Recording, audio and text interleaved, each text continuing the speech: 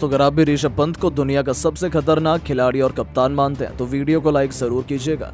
दोस्तों, दिल्ली और राजस्थान के बीच रोंगटे खड़े कर देने वाला मुकाबला देखने को मिला, जहां पहले बल्लेबाजी करते हुए दिल्ली ने राजस्थान के सामने पहाड़ जैसा लक्ष्य रखा तो दिल्ली की टीम के गेंदबाजों ने अपनी फिरकी से मैच को पलट दिया। तो आखिर इन दोनों टीम में कौन बना विजेता? किस बल्लेबाज ने कराई राजस्थान की मैच में वापसी? किस गेंदबाज ने लिए सबसे अधिक विकेट? कैसे दोनों टीमों के बीच ये मुकाबला बन गया कांटे का? अंतिम ओवर तक खेले गए इस मुकाबले की पूरी हाईलाइट तो हम आपको जरूर दिखाएंगे, लेकिन उससे पहले आपको क्या लगता है, संजू सैमसन और ऋषभ पंत में कौन है दुनिया का सबसे खतरनाक खिलाड़ी? नीचे कमेंट करके जरूर बताएं। दोस्तों, अरुण जेटली के मैदान पर दिल्ली और राजस्थान के बीच जबरदस्त मुकाबला देखने को मिला।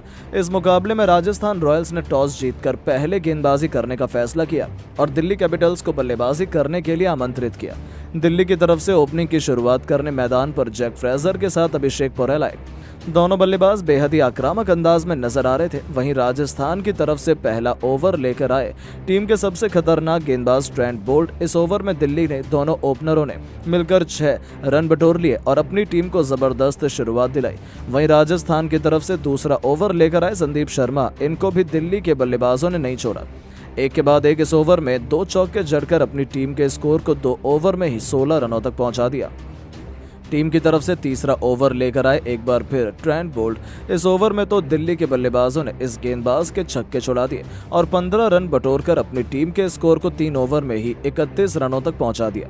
विकेट की तलाश में राजस्थान के कप्तान बॉलिंग स्पेल में बदलाव करते हुए गेंद आवेश खान को थमाई, लेकिन इनका भी स्वागत पहली गेंद पर जैक फ्रेजर ने शानदार चौका लगाकर किया। इसके बाद भी वो रुके नहीं, दूसरी और तीसरी गेंद को भी चौके में तब्दील कर दिया। वहीं चौथी गेंद पर तो ऐसा खतरनाक छक्का जड़ा कि गेंदबाज भी देखकर पूरी तरह से हैरान हो गया। राजस्थान के लिए ये ओवर काफी महंगा जा रहा था। जैक फ्रेजर रुकने का नाम नहीं ले रहे थे। आवेश खान की 5वीं गेंद को भी उन्होंने चौके में तब्दील कर दिया। वहीं आवेश खान की अंतिम गेंद पर शानदार छक्का जड़कर इस ओवर से 28 रन बटोरकर अपना तूफानी अर्धशतक केवल 19 गेंद में ठोक दिया और अपनी टीम के स्कोर को 4 ओवर में ही 59 रनों तक पहुंचा दिया।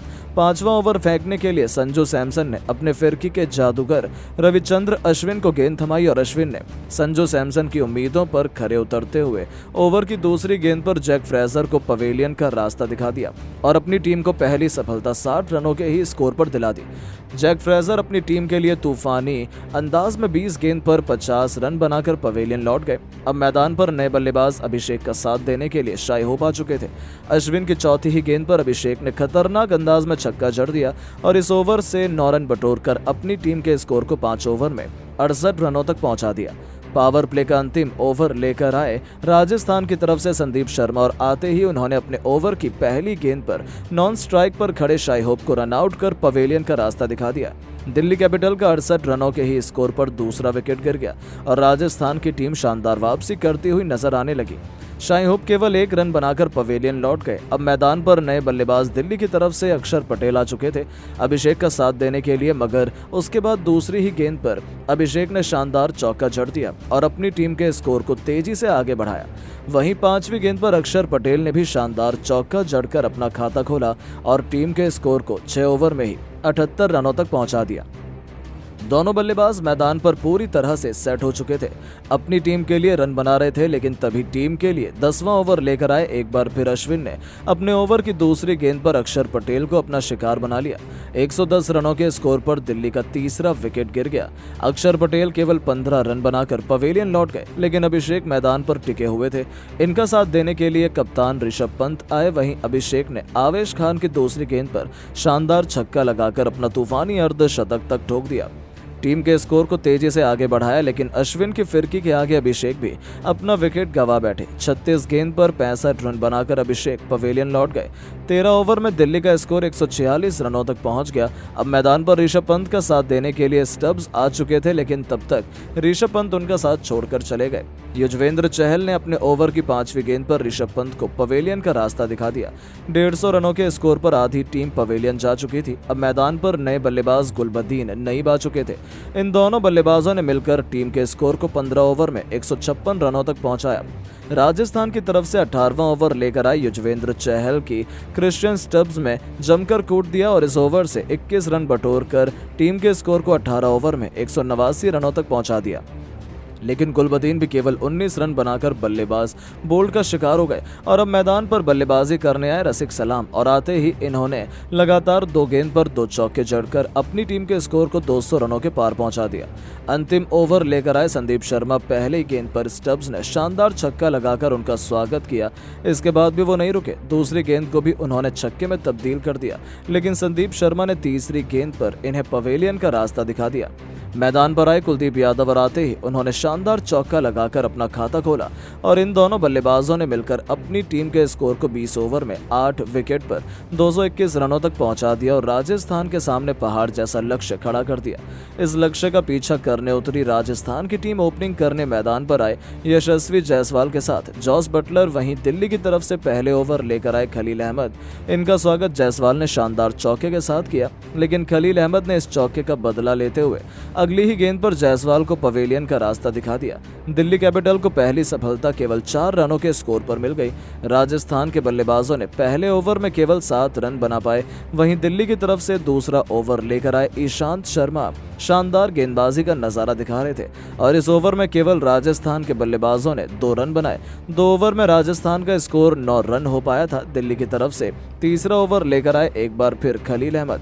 इनका स्वागत संजू सैमसन ने तीसरी गेंद पर शानदार छक्का लगाकर किया, वहीं चौथी गेंद पर जॉस बटलर ने शानदार चौका जड़ दिया।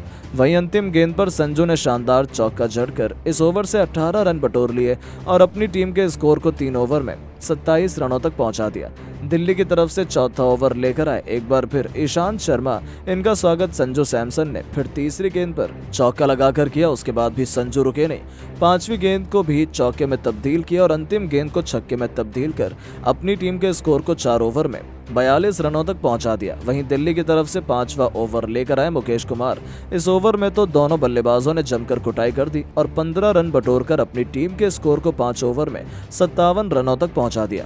इन दिल्ली की तरफ से पावर प्ले का अंतिम ओवर लेकर आए अक्षर पटेल। इनका स्वागत बटलर ने पहली गेंद पर शानदार चौका लगाकर किया और फिर चौथी गेंद पर अलग अंदाज में एक छक्का जड़ दिया, लेकिन इस चौके और छक्के की बदौलत बदला लेते हुए अक्षर ने 5वीं गेंद पर बटलर को बोल्ड कर पवेलियन का रास्ता दिखा दिया। बटलर अपनी टीम के लिए 19 रन बनाकर पवेलियन लौट चुके थे। दोनों खिलाड़ियों ने अपनी टीम को बेहतरीन अंदाज में संभाला और भी राजस्थान के बल्लेबाज मैदान पर आते गए, एक के बाद एक कई चौके छक्के लगाए, लेकिन वहीं दिल्ली के गेंदबाजों ने भी जबरदस्त खेल दिखाया। अपनी खतरनाक गेंदबाजी से मैच को पलट दिया और यह मुकाबला अंतिम ओवर तक जा पहुंचा, जिसके बाद तो दोनों टीमों में किसी एक टीम को विजेता बता पाना काफी मुश्किल था। लेकिन दोस्तों, अब आपको क्या लगता है, संजू सैमसन और ऋषभ पंत में कौन है सबसे खतरनाक खिलाड़ी और कप्तान?